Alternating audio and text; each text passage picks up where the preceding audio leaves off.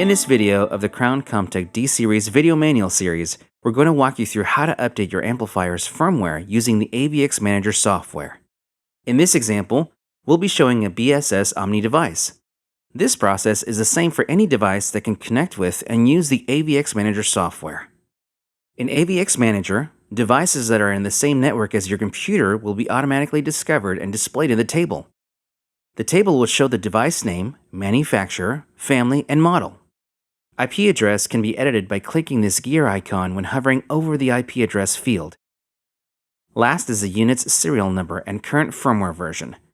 Hovering over the icon between the firmware versions and update button will show you the latest available version to install. Clicking this icon, you'll be presented with a new window asking to confirm the download and update of the firmware. Click Yes to begin the firmware update. Firmware updates access a cloud server to update, and the files can be quite large, so it's best to update device firmware on a fast and stable internet connection. Once the update has begun, the status of the device will show as started before showing as transferring, and finally, updating. Near the end of the update process, the device's LEDs may go black and the fans may ramp up high. This is normal, and the device will reboot on its own. At the same time, AVX Manager will show the device as offline until it's fully rebooted.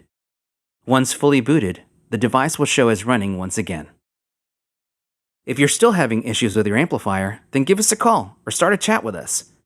For more news, product information, and troubleshooting tips, visit us at crownaudio.com or our Anytime Help Center at help.harmanpro.com.